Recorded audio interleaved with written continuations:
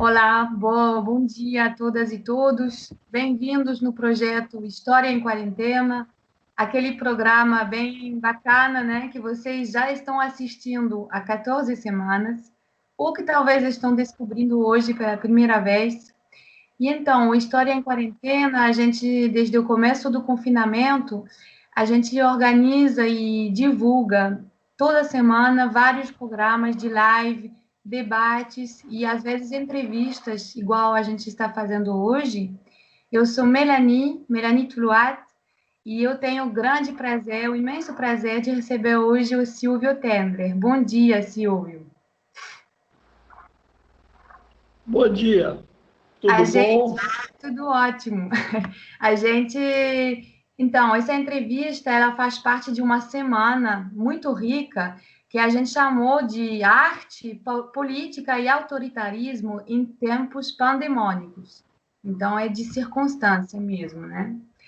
Então, muito obrigada, Silvio, por ter aceito esse convite. Eu não vou me estender muito na sua apresentação, porque você dispensa qualquer apresentação, não precisa. Mas eu só queria lembrar algumas coisinhas, né? Não preciso dizer que você é um dos maiores cineastas brasileiros, que sua produção de filmes é imensa, é muito extensa. Então, não vou fazer uma lista aqui, né? Eu queria só lembrar alguns filmes. Eu posso citar o Django, né, de 84, Utopia e Barbárie, que era de 2009, Militares da Democracia também, que é mais recente, né, 2014, também várias curtas e média-metragens, é, o Retrato do Marighella, Chega de Saudade, tem também aquela curta, Fragmentos do Exílio, enfim, tem vários filmes que a gente vai poder também conversar um pouco sobre durante a entrevista.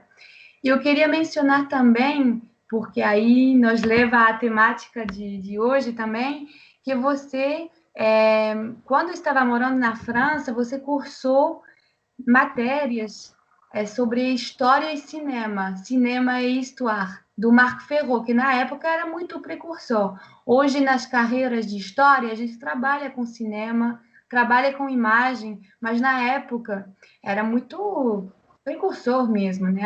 Aquela formação. E você, além de cursar, você ensinou também, né? Foi professor até ano passado na PUC do Rio, ensinando sobre cinema e história. Então, não vou mais falar, você vai falar agora, então, mas era só essas, né, essas pistas que eu queria mencionar sobre quem é o Silvio Tendler, né? A gente vai tentar aprofundar um pouco nessa entrevista. A primeira pergunta que eu queria fazer, que é ligada à atualidade, dentro desse contexto atual, né, o contexto brasileiro, esses tempos pandemônicos, que grande parte da sociedade brasileira está tentando enfrentar nesse momento, como que é ser um cineasta militante, ser um cineasta comprometido com a democracia na era do bolsonarismo? Bom, eu queria te agradecer o convite, a oportunidade de estar conversando com as pessoas hoje aqui. E eu queria, antes de falar de qualquer coisa, eu queria dizer, recomendar a vocês que hoje assistissem especialmente um filme meu chamado Os Advogados contra a Ditadura, que hoje é o dia de luta contra a tortura. Hoje é o dia que é marcado como dia, eu não sei se é nacional ou se é mundial, contra a tortura. E Os Advogados contra a Ditadura é um filme muito especial sobre isso, porque conta a luta dos advogados em plena ditadura militar, em pleno AI-5, para defender os direitos daqueles que eram presos, torturados, desapareciam, e os advogados, mesmo sabendo que juridicamente a luta deles ia ter pouco sentido, era importante para eles, por exemplo, impetrar um habeas corpus, porque o juiz dizia que não existe habeas corpus no país, o AI-5 suspendeu, mas com impetrar o habeas corpus, um juiz tomava conhecimento que aquela pessoa estava presa, então ela passava a ser menos torturada. E isso é muito importante. Então, no dia de hoje, é importante que as pessoas assistam o que foi a tortura, o que foi a ditadura militar, porque aí eu começo a te responder o que é o governo Bolsonaro, que é um governo que o tempo todo fala em reeditar o AI-5, fala que tem saudades do AI-5, homenageia o torturador Brilhante Ustra, que matou muita gente durante a ditadura militar, é o herói dele, o Brilhante Ustra. Ele defende o fechamento das instituições democráticas, Supremo Tribunal Federal, a Câmara dos Deputados, e suspende todas as garantias legais que a gente tem. E ele implantou um regime que não foi para construir nada, foi para desmantelar tudo que existia. Ele desmantelou o Ministério da Cultura, que hoje é uma secretaria do Ministério do Turismo. Seria uma piada se não fosse uma ação de tão mau gosto, mas é horrível. Ele fez isso, ele transformou o Ministério da Cultura numa secretaria do Ministério do Turismo.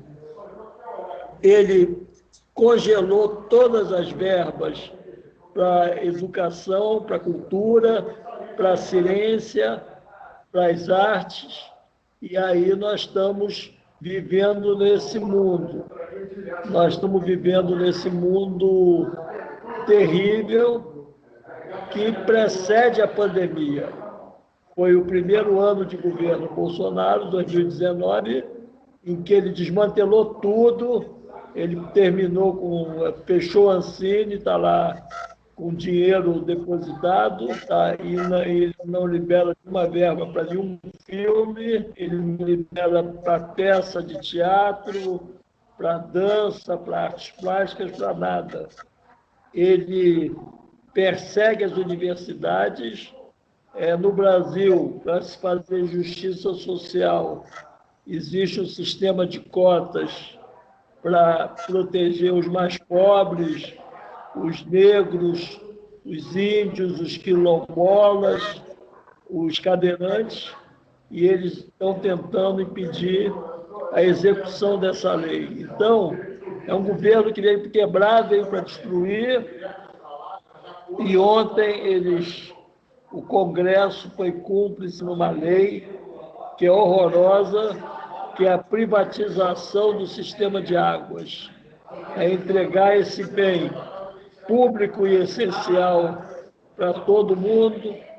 Eles estão fazendo um sistema de águas privatizado. E, assim como alguns países erraram privatizando a água e hoje tentam desprivatizar, o Brasil está indo no caminho errado por conta do governo Bolsonaro. O Brasil está quebrado, o Brasil vai ter um PIB negativo de 9% esse ano, segundo estimativas do FMI.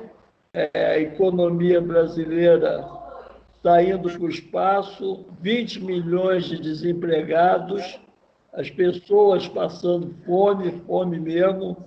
A gente assiste isso, o governo indiferente, o governo absolutamente indiferente ao combate da Covid, provocando as pessoas a irem para a rua para se contaminar. Uma funcionária de governo teria dito, eu li isso em algum lugar, eu gostaria de confirmar essa informação, que é bom mesmo que morram pessoas, porque isso ajuda no equilíbrio do sistema previdenciário. Eu li essa ajuda a pagar as despesas brasileiras. Então, é nesse sentido que eu acho que é esse o governo Bolsonaro que está no poder e nós lutamos contra isso.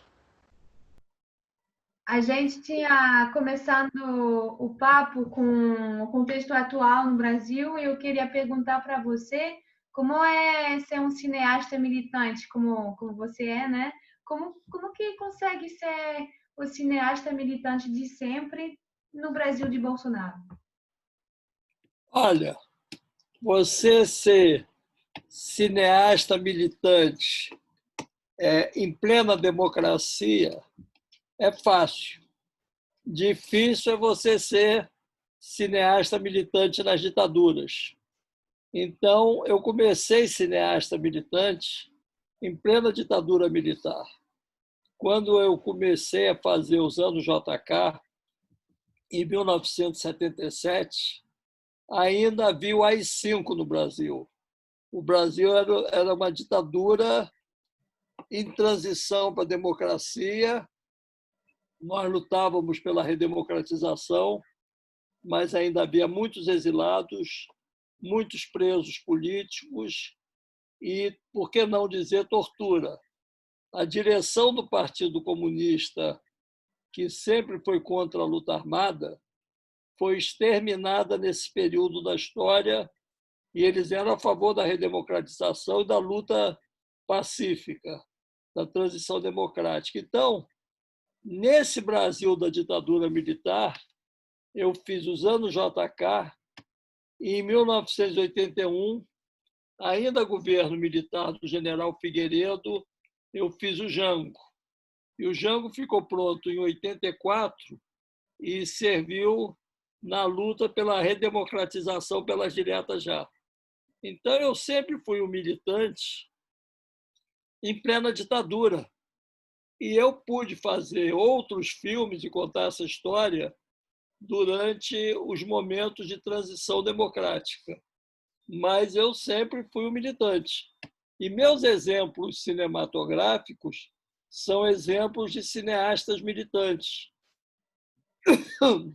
Eu aprendi cinema com Chris Marquer, que fez muitos filmes políticos na França, na Europa. Eu aprendi com Joris Ivens, que filmou a Espanha republicana na luta contra o fascismo nos anos 30, filmou na Segunda Guerra do Vietnã, na Segunda Guerra Mundial, filmou durante a Guerra do Vietnã, filmou no Laos. Eu aprendi com Santiago Álvares, cineasta cubano, que lutou contra o racismo nos Estados Unidos, lutou pela América Latina.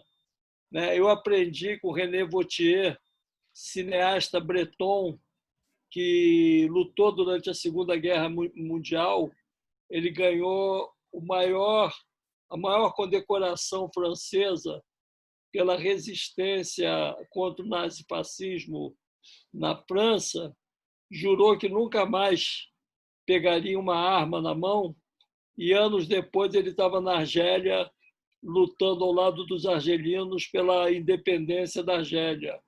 Ele tomou um tiro na cabeça, ele foi salvo por uma câmera de filmar, porque a bala bateu na câmera e entraram estilhaços na cabeça dele que ele tem até hoje. Ele passou 3 ou 4 anos na prisão por apoiar a independência da Argélia na França. Esses são meus exemplos de cineasta. Esses são os cineastas que eu respeito e admiro. E eu não posso ser diferente deles, e não posso, porque nós estamos num governo que se pretende fascista e, na verdade, é um governo medíocre, me omitir nesse momento de luta. E nunca filmei tanto na minha vida quanto agora. Estou lutando contra um vírus, estou lutando contra o fascismo e estou reinventando o cinema da pandemônia. Porque, na verdade, eu não chamo de pandemia, eu chamo de pandemônia. Esse é o título da semana, Tempos Pandemônicos. É o título esse? Tempos pandemônicos, é isso mesmo. A gente está Já antes do Covid, nós estávamos enfrentando as crises na Europa, os migrantes morrendo afogados, tentando fugir da fome e da miséria.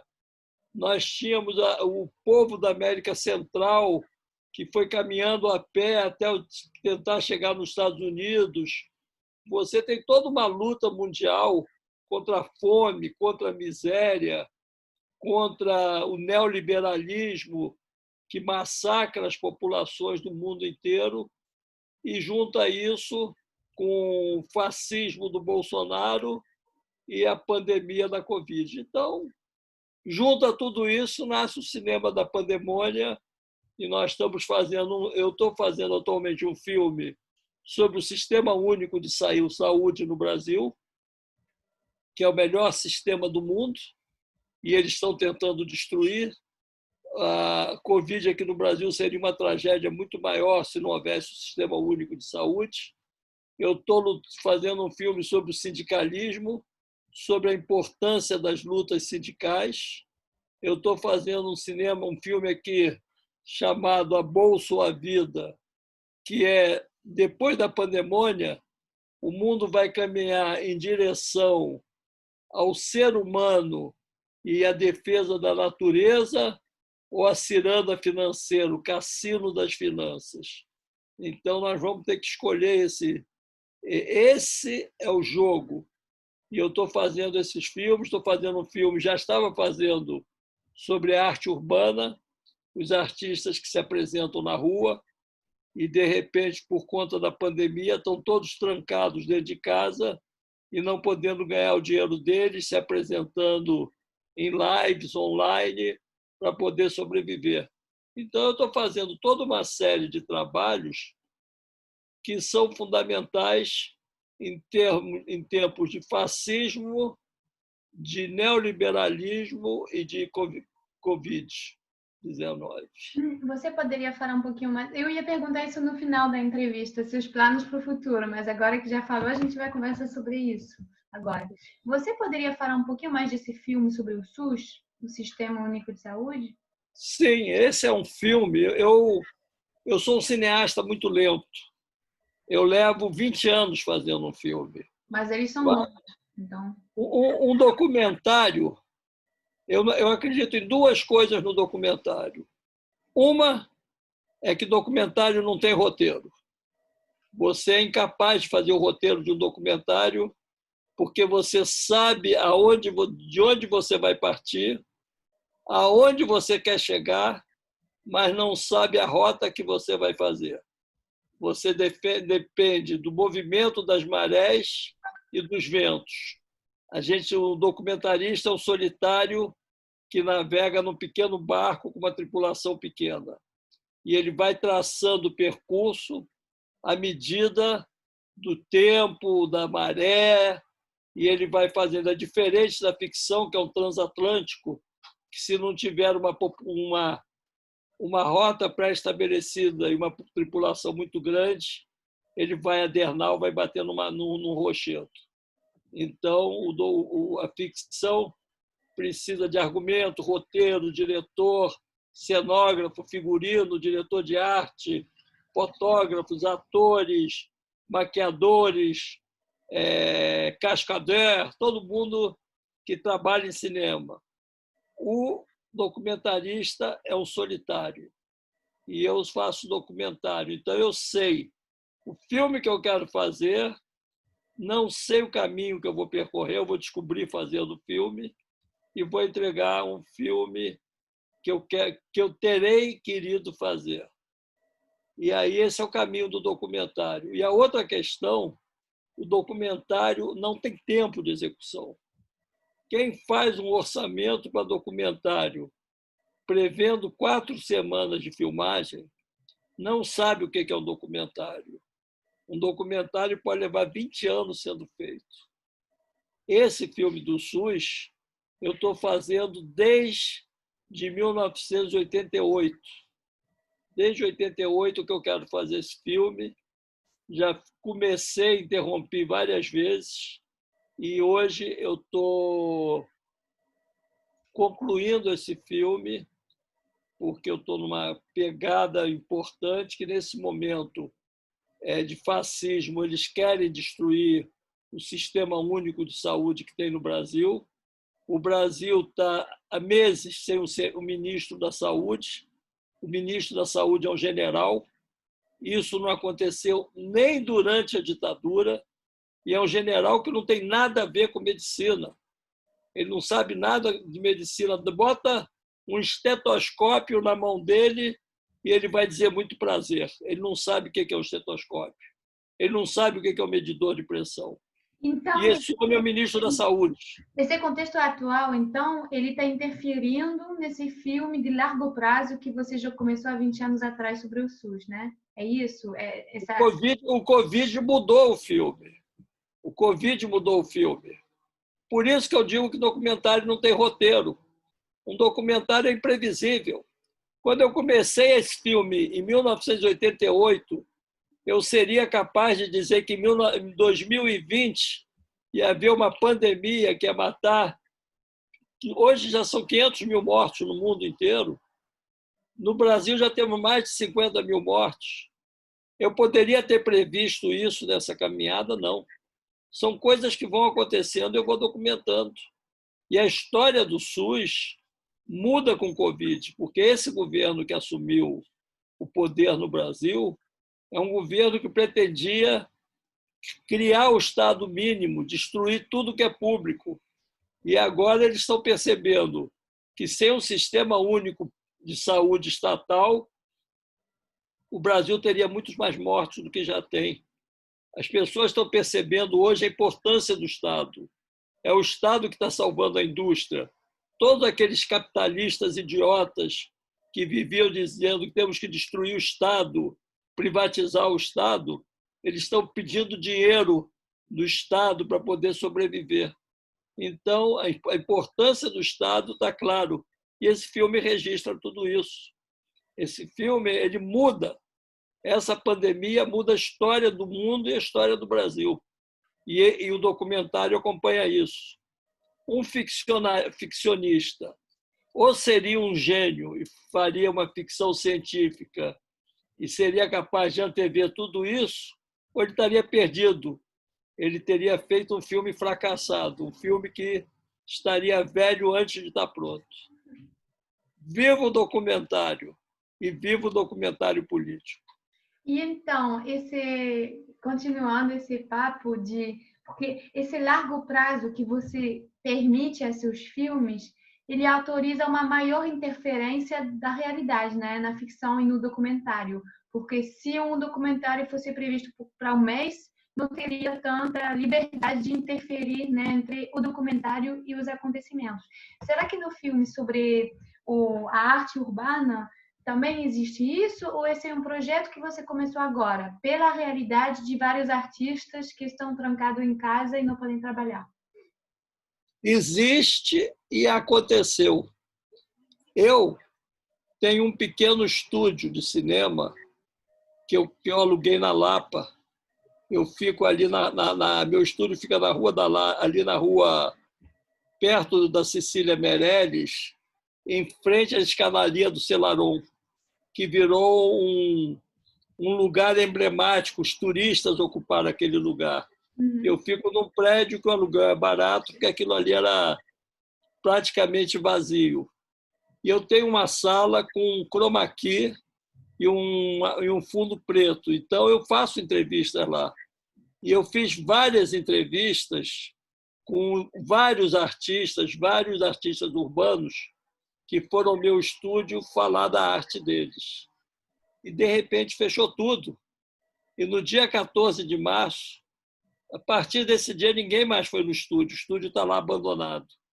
Então, os mesmos artistas ou outros artistas que eu entrevistei, eu teria entrevistado nesse estúdio, com um fundo bonito e tal, eu estou entrevistando em casa. Eles estão todos presos em casa, presos pela Covid, sem poder sair para trabalhar. Não tem público na rua.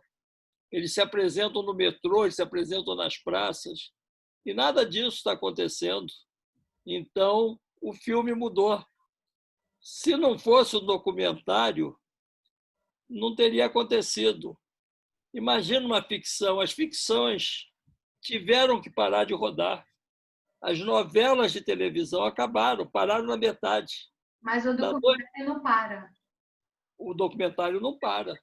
Eu estou aqui agora te filmando, minha câmera está ali, e eu estou te filmando aqui. A gente vai fazer parte do próximo documentário? Claro, você está no documentário O Último Tsunami. Eba. Ou Diário da Pandemia. Não, Diário do Pandemônio, desculpe. E esse é outro projeto também? Diário do Pandemônio? Outro projeto é o meu projeto solitário e minha homenagem ao Chris Marker, que adoraria estar filmando agora. Se o Chris Marker estivesse vivo hoje, ele estaria fazendo filme com WhatsApp, como eu estou fazendo. Entendeu? E esse projeto que você acabou de mencionar agora, ele também... Qual é o ponto? Então, é registrar, é fazer um diário desse período de confinamento que é tão particular? Qual é o ponto desse último? Obrigado pela sua participação no filme. Esse filme eu estou fazendo com WhatsApp. Eu estou fazendo ele com WhatsApp porque... Espera aí, só... Já está desligado. Não, eu estou fazendo esse filme com WhatsApp porque é uma nova estética. Todo o material que eu vou recolhendo pelo Zap. Eu estou recolhendo a memória dos meus amigos. Meus amigos, todos os dias, me mandam milhares de coisas. Eles estão deprimidos, mandam coisas deprimidas. Eles estão combatentes, mandam coisas combatentes. Eles estão bem-humorados, mandam coisas engraçadas, mandam piadas. Então, eu recebo música, recebo músicas nostálgicas, recebo músicas poéticas, recebo paródias políticas. O estado de espírito da pessoa, ele é revelado pelo que ela manda. Então, eu estou recebendo muito material e eu criei um linkzinho dentro do meu WhatsApp que se chama O Último Tsunami. E ali eu vou guardando tudo que eu tenho de memória da pandemia. E nos tempos pandêmicos, não existe direito autoral. A vida é uma criação coletiva e eu vou colocar isso no filme. Eu vou colocar tudo que eu tenho recebido. É muito bom. É muito bom ser cineasta em tempos pandêmicos. Me faz lembrar um pouco, porque o que a gente tem um elemento que está aqui desde o começo da conversa nossa e em outras entrevistas que você fez também, é sua relação com a história, né? Que seja a história recente, a história mais antiga, a narração do passado. Eu queria que você falasse um pouquinho desse compromisso, ou melhor dito, talvez, dessa sua relação com a história. Porque eu tinha mencionado no começo que você se formou no curso de Cinéma et Histoire do Marc Ferro, que na época era precursor. Hoje, mesmo na faculdade de História, na graduação, a gente trabalha com fontes cinematográficas, iconográficas, mas na época era muito mais inédito. E seus mais de 70 filmes têm esse ponto em comum, que trazem reflexões sobre reconstrução de narrações do passado, da cultura e da atualidade brasileira.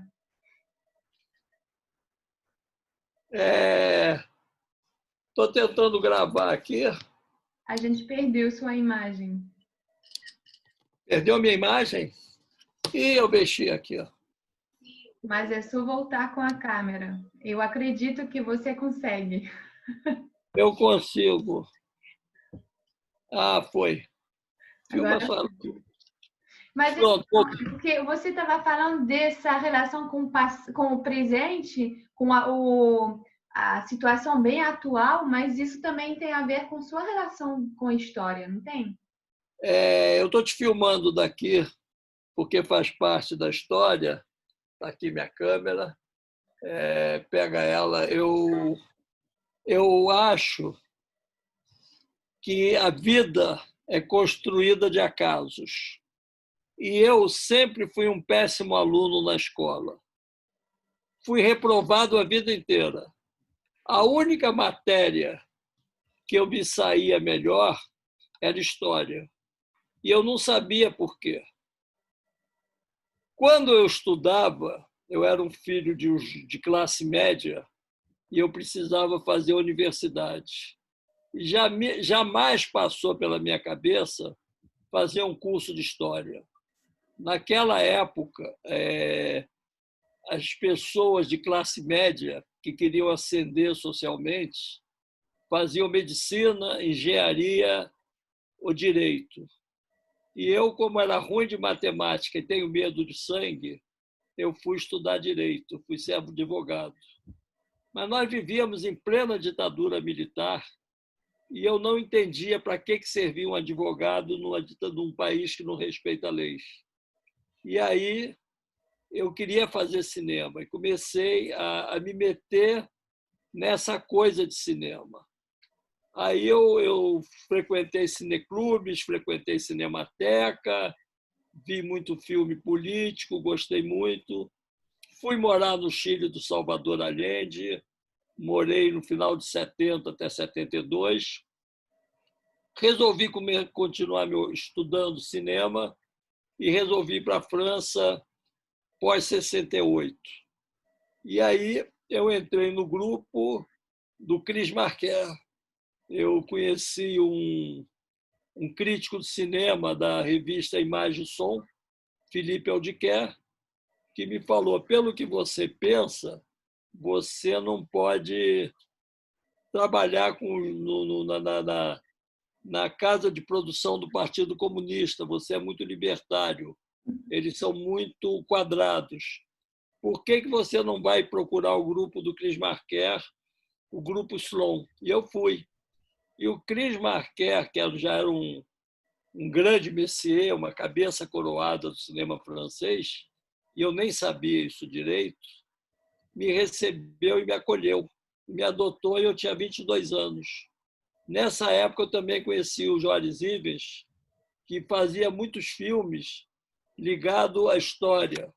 Ele tem alguns filmes dele que os créditos são apresentados por Historians Inc., por exemplo, Terra Espanhola, Borinagem ligado à história.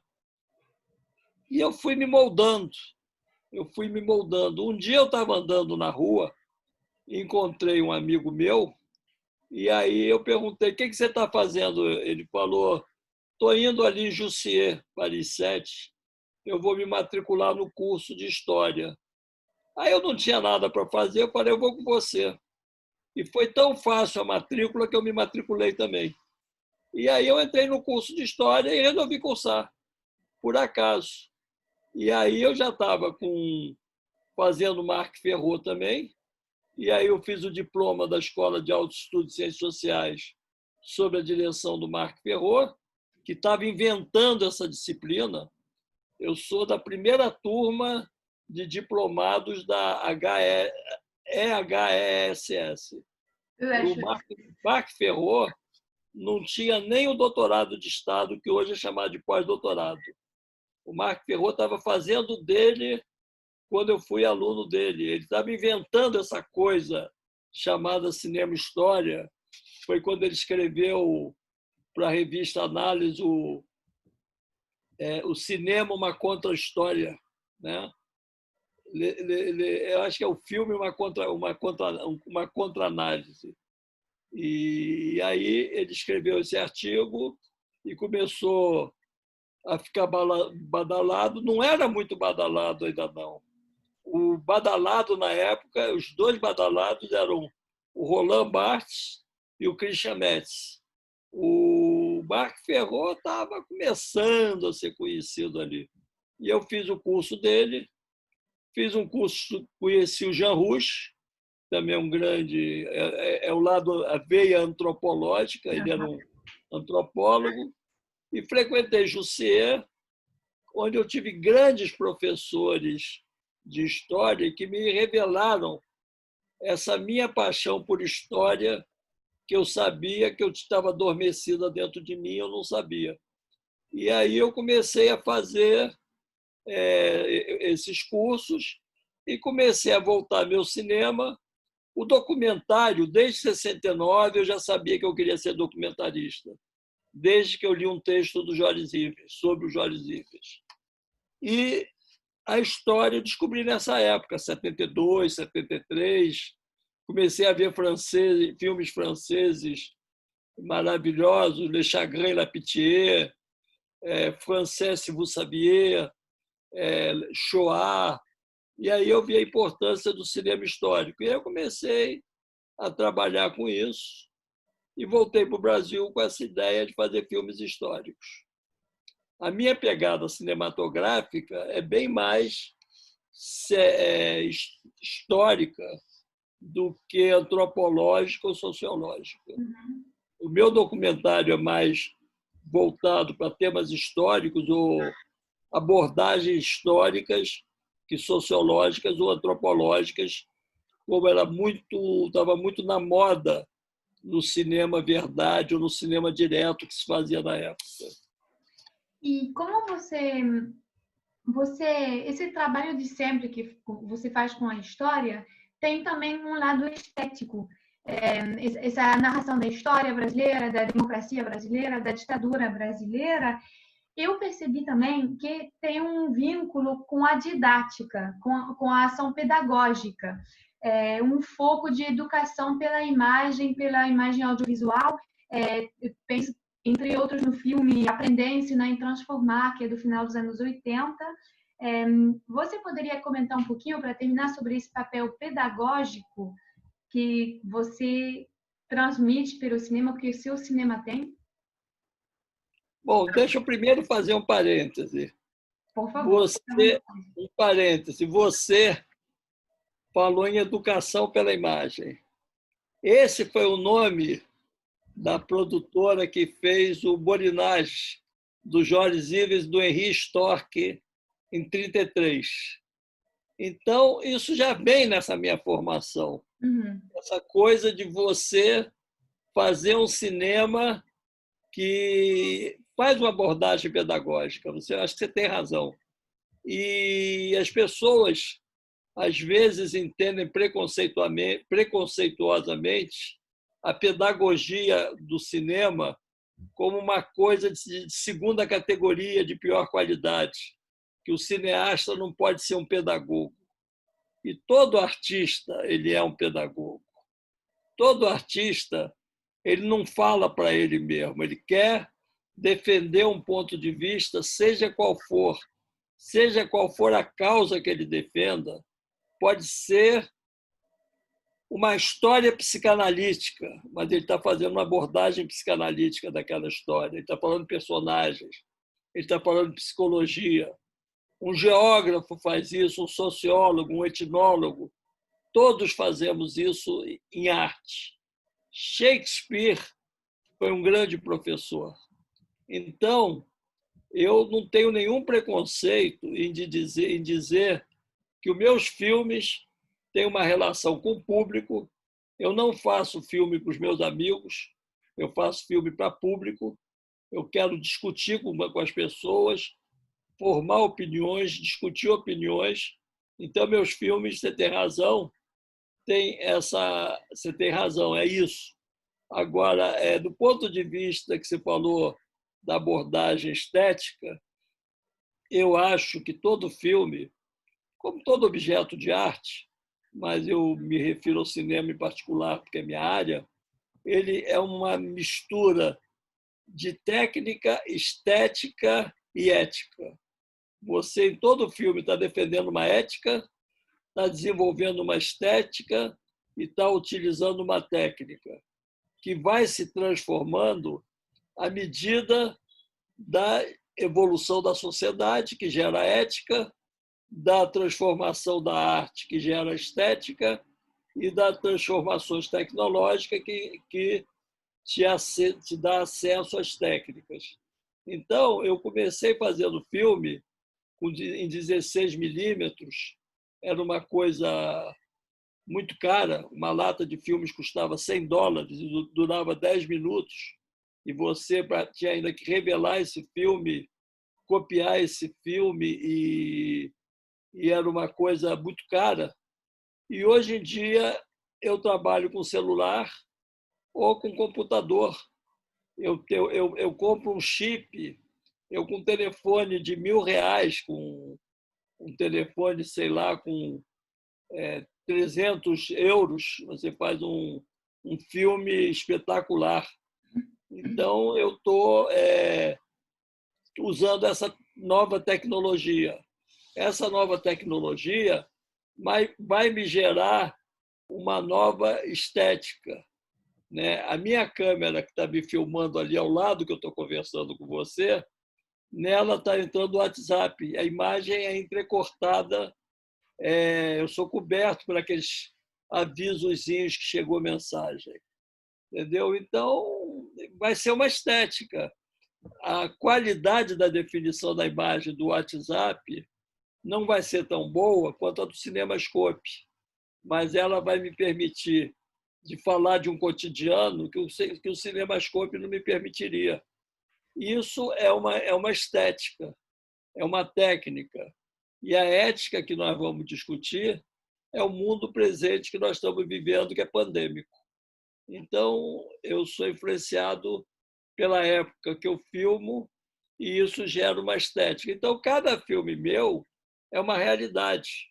Usando o JK foi feito com uma tecnologia de uma forma, o Django de outro, o Marighella de outro, o Glauber eu fiz uma revolução porque o Chris Marker me indicou uma câmera barata para filmar e eu comprei uma Panasoniczinha, que ainda era com fita cassete. Hoje não existe mais fita cassete. Hoje é chip, depois já não é nem mais chip. É pendrive, é HD, vai tudo mudando, vai tudo barateando, facilitando, e a gente vai entrando nessa loucura que é fazer esse cinema que nós estamos fazendo agora. Você não parece incomodado com tudo isso, parece que está brincando com essas evoluções tecnológicas. Se eu estou brincando com essa revolução tecnológica? Um novo terreno de brincadeira, não, porque tem algumas pessoas que têm um discurso que era melhor antes, porque era melhor, a qualidade era melhor com outras câmeras, e hoje todo mundo faz filme com celular, e você não parece ter esse discurso. Eu não tenho nenhuma saudade das tecnologias antigas que eu usei. Eu gosto dos objetos que eu usei. Eu gosto da minha primeira Pentax, que eu fotografei em 1968. Eu gosto. Mas eu gosto muito mais de estar fotografando hoje com o meu telefone. Sim. Eu estou aqui, eu estou te filmando com o meu telefone, entendeu? Eu não tenho nenhum drama com isso. Nenhum drama. Eu acho que é legal a gente poder se adaptar à época que a gente vive. O Walter Veltroni, que foi prefeito de Roma, de esquerda, ele disse: olha, não adianta ficar com saudade do passado, porque o único lugar que nós temos para fugir é o futuro. Então, nós temos que caminhar rumo ao futuro. E o futuro é isso. Eu sou um historiador não por nostalgia do passado, mas porque eu gosto de estudar o passado para construir o futuro. Eu penso no mundo democrático que eu quero construir. Eu quero construir um socialismo democrático, um mundo em que as pessoas sejam felizes. Eu não quero construir um mundo como foi o mundo da minha avó. Eu não tenho nenhuma saudade de viver na época que não tinha penicilina.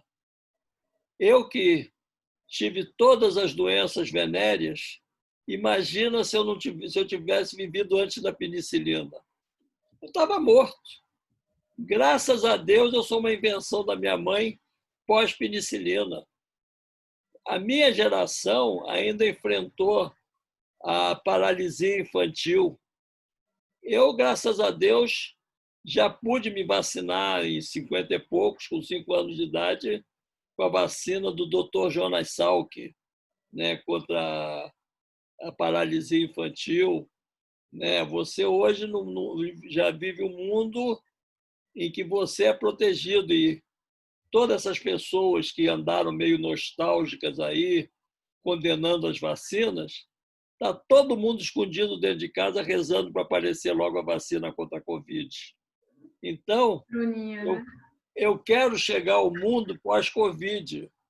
Eu não quero ter saudade do mundo pré-Covid. Eu quero ter uma vontade de construir um mundo maravilhoso pós-Covid. Então, eu acho que vai encerrar essa entrevista com essas palavras de esperança de um mundo pós-Covid, com o Silvio Tendra fazendo muitos filmes ainda, espero. Sim. Eu só queria agradecer mesmo pela participação, por ter aceito esse convite. Foi uma delícia fazer essa entrevista. Quem sabe a gente faz mais. Eu que te agradeço, Melanie. Foi uma grande provocação, foi uma boa reflexão, foi muito agradável e eu te agradeço muito ter me convidado. Agradece ao Paulo César Gomes, que nos colocou em contato. Ele é um criador, esse Paulo César é um gênio. Eu Ele é um também concordo. criador, Viu, Paulo? ele é maravilhoso. Ele já me botou em 2 contatos maravilhosos, 2 projetos lindos. Um da Lara, eu não sei se você conheceu, uma revista eletrônica que eles fizeram, e agora esse programa que vocês estão fazendo. Paulo, muito obrigado. Melanie, merci beaucoup. E a Melanie fica me devendo minhas ostras Belon, meu vinho branco, meus petit gâteaux, meu tartar frites e beaucoup de choses. É sobre ir para a França, Silvio, porque ostra eu não trago na mala no avião, não. Mas o convite Não, foi feito. tá, mas você está morando aonde? No Brasil ou na França? Na França, na Bretanha. Você está morando na Bretanha? Mas você vem ao Brasil ou não? Espero vir ano que vem. Espero. Se Quando puder. vier, quando vier, traz o Paulo para a gente tomar um café. Epa, vamos Tá fazer bom? isso. Perfeito. Beijo grande. A Tchau. Bientôt. Obrigada. A bientôt. Obrigado a você. Até breve. Tchau.